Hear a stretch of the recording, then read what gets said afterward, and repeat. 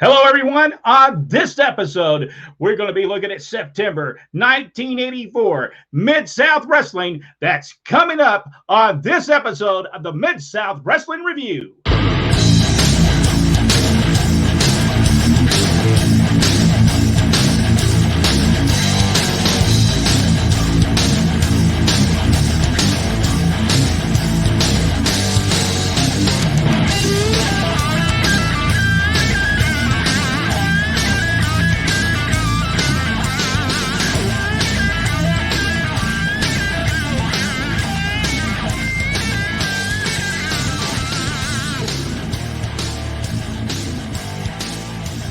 Hello, everyone, and welcome to the Mid-South Wrestling Review, right here on Pro Wrestling Inside and Out. And now, here's your host, Rodney West, along with Jack Lord and Brent West. Hello. Hello, everyone, and we welcome you again to our Mid-South Review. It is episode 265.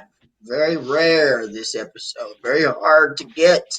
But we able, Brent West, show it up. Give us up close and personal. This is the format from that time, from that show.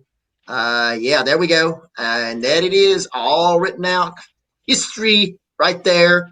Mid-South Wrestling. And if people want to know what these are right here, these little, that's Ron West, referee, Pee Wee Anderson, referee, Carl Fergie, back to Ron West, Pee Wee, Carl Fergie as the referees on that match. Excellent. There you have some history right there. We open up the show this week. We show the recap from last week's match where Master G and Brickhouse Brown went against the Midnight Express, and that's where Buddy Landell takes and puts the leather to Master G last week on the TV program. Then we have the first match. It's going to be a return match, Midnight Express versus Brickhouse Brown and Master G. Jack, what do you think about that match? I thought it was a really great, well-paced match. It's hard to beat the Midnight Express. I mean, they're just you could, you always hear that expression of they could wrestle a broom, and those two guys really could. It was just a great match. Now, during this match, did they do the impromptu lumberjack match, or does that come up later on? No, that was it. That was it. They did the impromptu, which was the only comedy spot I'll hand you of this whole show was when Cornette sees them all coming and takes off running. and that was, it was hilarious to the crowd, but presented in, he was a coward. That's why he's running. So now, did they have the belts? Comedy. They had the belts, right? It was a Canadian lumberjack match, or did they just throw them in the? No, I think it was just a lumberjack. Okay. I love Canadian lumberjack matches. That's just good. Although if for some of the current product, they would just sit there and hold them. Look, we're going to hit you with it. We're going to hit you with it. That's so good. Second match, and a match. It was fantastic. Buddy Landell against Johnny Mantell.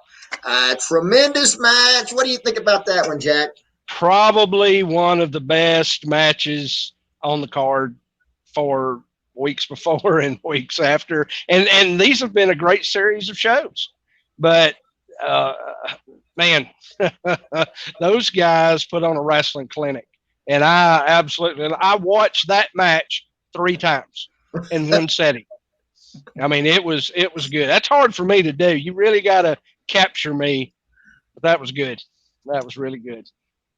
Great match. I don't think you can say anything more about it. This was a tremendous match. Definitely, Landell wins that one with the use of as Jim Ross used to call it, the international object in that particular match. I believe this is one of those matches they missed. It was a missed opportunity. That could have been something you could have started from, like on television, and just built it all the way to the main event. It's just that good of a match. No better, really, than Buddy Landell and Johnny Mantell. Although that's Mantell and Landell. That could have been a team, I guess. Well, Buddy gets his due. Everybody talks about how great Buddy was and how much greater he could have been.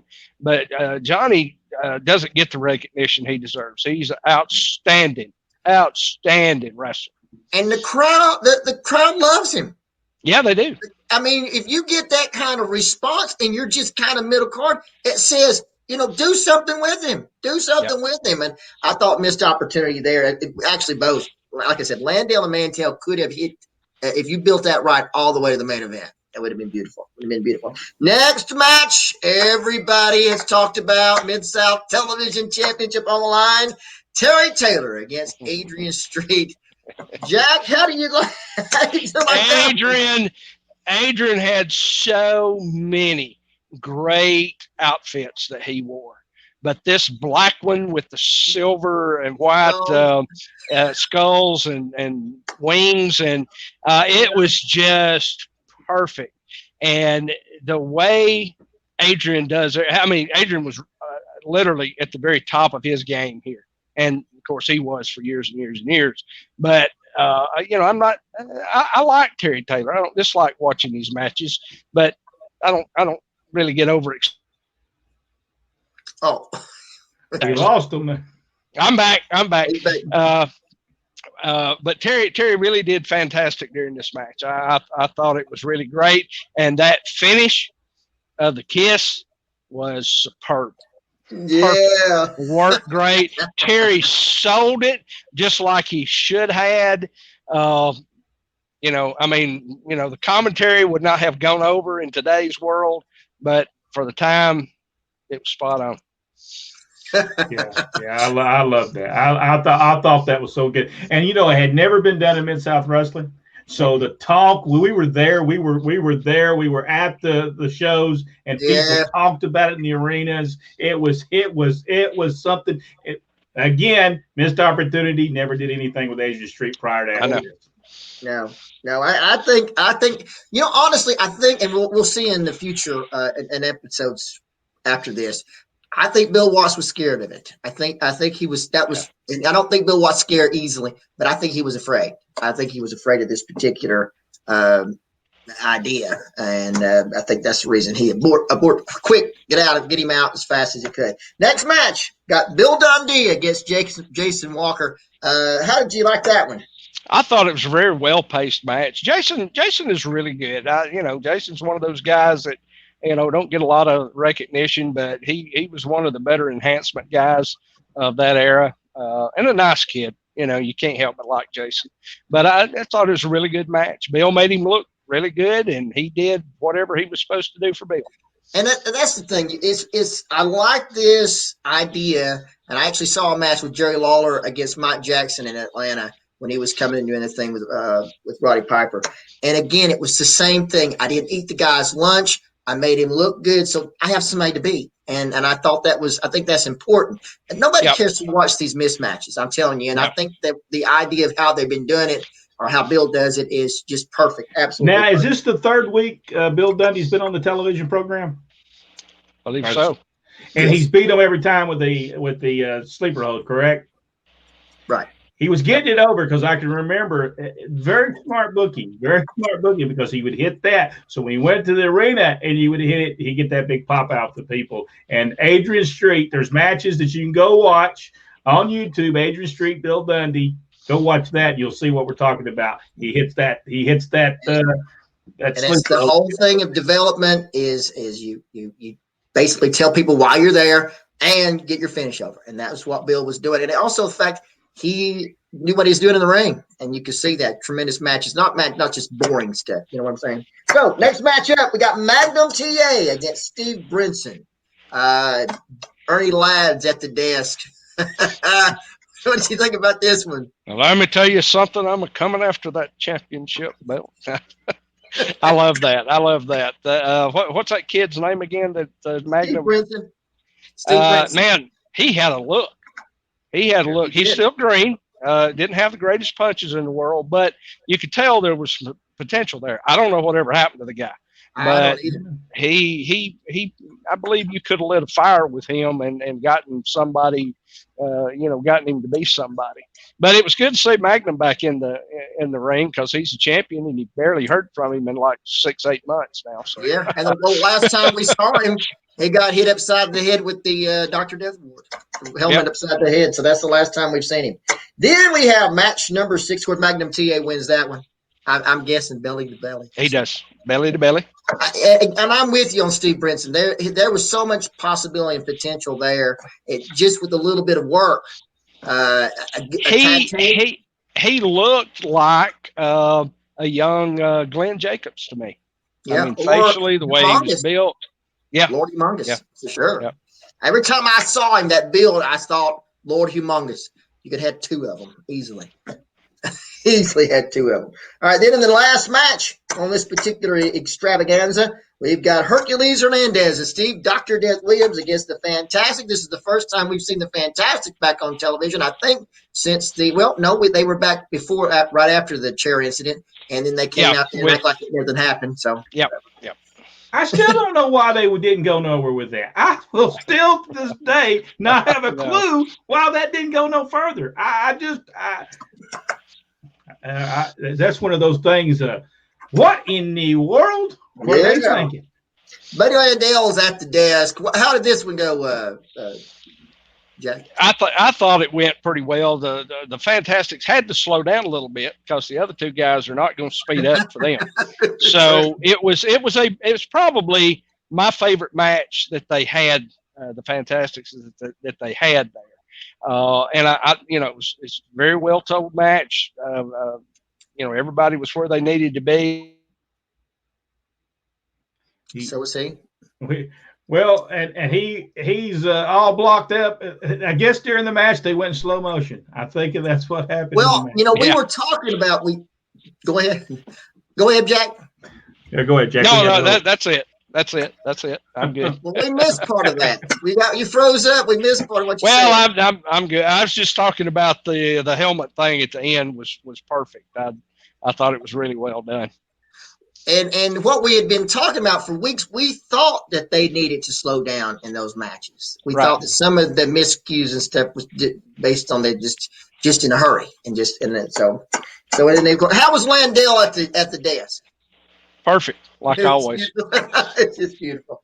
All right, so that ends the program. The next week on the program, we're going to have, it's just like world class moves in because next week on the program is going to be Chris Adams, Jake the Snake Roberts, and Killer Khan with General Skander Akbar.